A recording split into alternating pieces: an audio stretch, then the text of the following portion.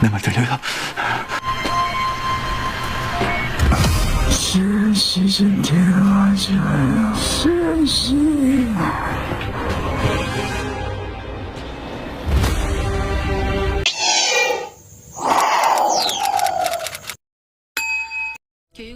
Awal episode terlihat Sim Suryon menemui wakil Yoon Kyung-eun dari Kementerian Pendidikan yang dikenal bersih dalam jabatannya alias anti KKN.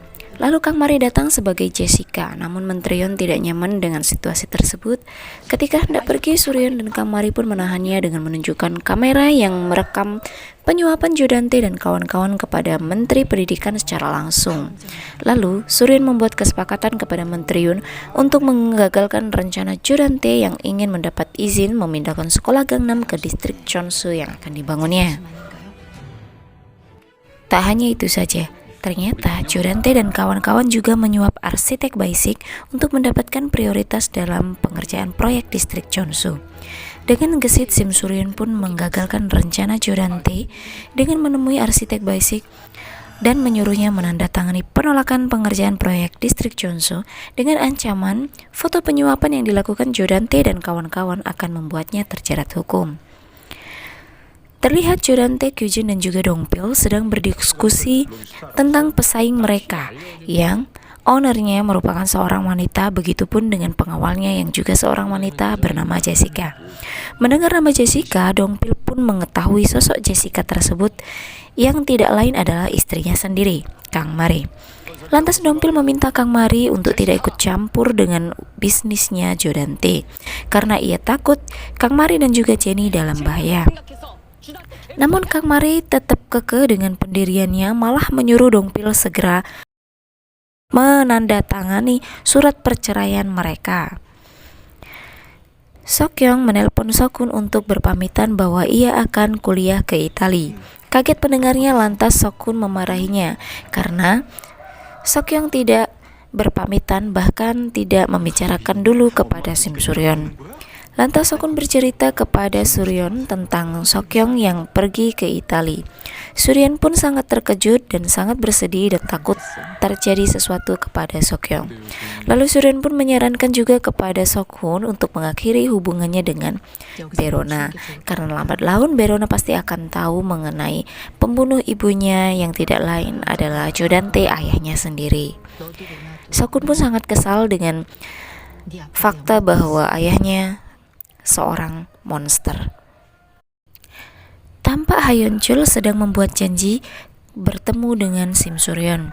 Niatnya ingin mengatakan bahwa Logan Lee masih hidup. Tetapi niat tersebut diurungkannya karena Sojin mengancamnya akan menyakiti Eunbyul jika Hayeonchul memberitahu tentang Logan kepada Suryon. Jodante kehabisan modal untuk menyuap sehingga ia merayu Sojin untuk memberinya modal suap dengan iming-iming saham 10%.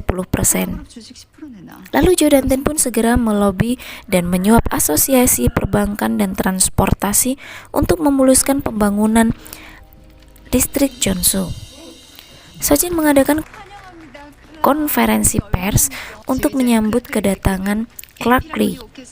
Ia akan memimpin konser Vienna Philharmonic yang dibuat oleh Sojin dan merupakan pertunjukan pertama yang diselenggarakan di pusat seni Chong'a. Sojin pun ingin memamerkan bakat putrinya Eunbyul kepada Clark Lee, namun rencananya gagal tatkala Berona sengaja menyanyikan lagu dengan suara emasnya.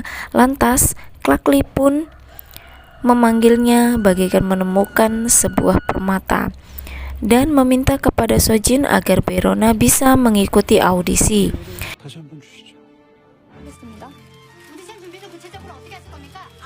Lalu Sojin memarahi Berona yang sudah menggagalkan pertemuannya Eunbyul dengan Clark Lee dan mencoba menampar Rona, tetapi dengan sigapnya Rona menangkis tangan Sojin. Di tempat lain, ternyata Sim Suryon sudah mengenal baik sosok Clark Lee dan membenarkan bakat Berona yang sudah dilihat Clark Lee sendiri. Untuk itu, Sim Suryon memintanya agar Clark Lee bisa membantu Berona untuk ikut audisi hingga selesai. Di depan lift, Berona bertemu dengan Nona Jin. Karena kesal, Verona terus mendesak Nona Jin untuk mengatakan yang sebenarnya tentang kematian ibunya.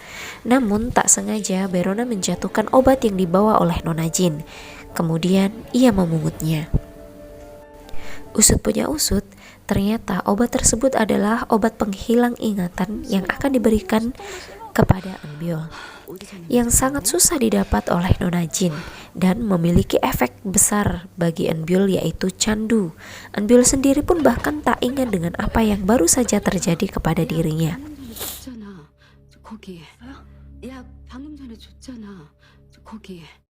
Karena kesal tidak pernah mengangkat teleponnya, akhirnya Nona Jin pun menemui Jo Dante dan menangkring di atas mobilnya. Lalu Nona Jin meminta sejumlah uang kepada Jo Dante dan mengancamnya akan memberitahukan kepada Sim Suryeon tentang kematian Oh Yuni jika Jo Dante tidak memberikannya uang. Ternyata Sokun menguping pembicaraan Nona Jin dan juga Jo Dante. Dengan penuh kekecewaan, Sokun pun harus melepas Verona. Tampak Junki didatangi oleh nenek dan juga orang tua Logan Lee. Mereka memberikan uang kepada Junki untuk menemukan Logan Lee yang masih hidup. Bahkan nenek Logan Lee pun rela menukar semua hartanya untuk keselamatan Logan. Untuk itu, Junki didesak agar secepatnya menemukan Logan. Lalu Junki pun menemui Sojin yang sedang nyalon dan mengatakan tentang keluarga Logan Lee yang baru saja mendatanginya. Sojin marah karena kedatangan Junki hampir saja diketahui oleh Sim Suryeon.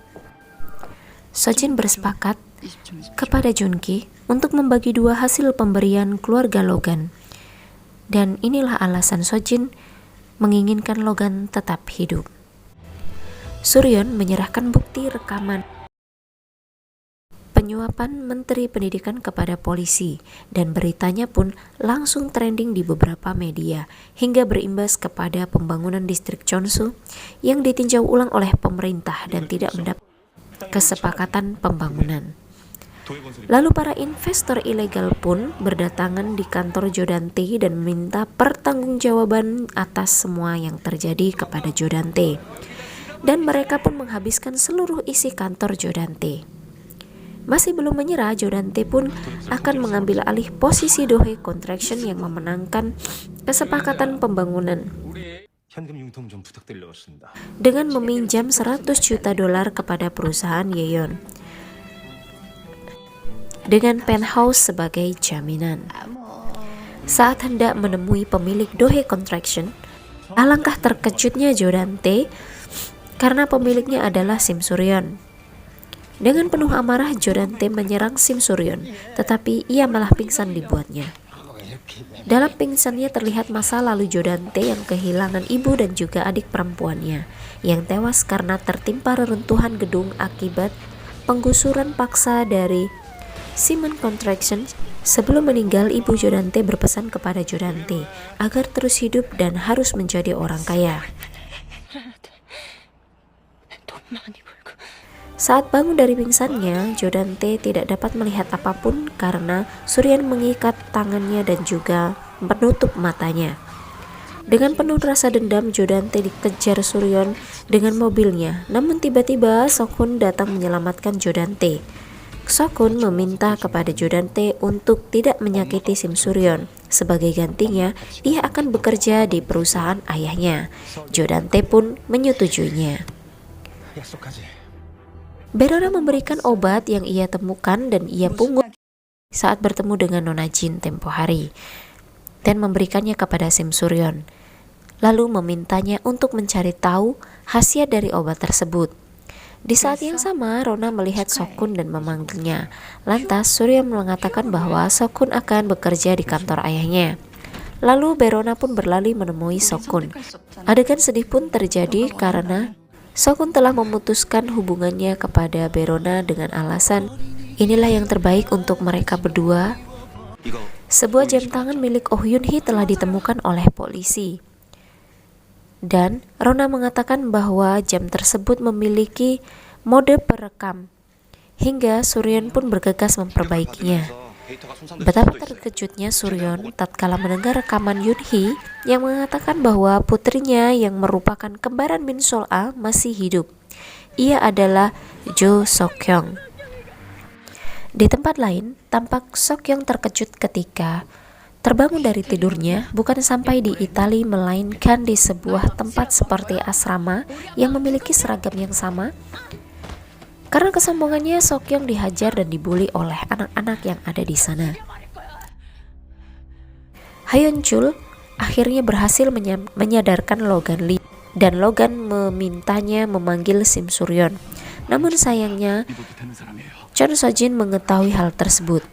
Apakah yang akan dilakukan Sojin selanjutnya?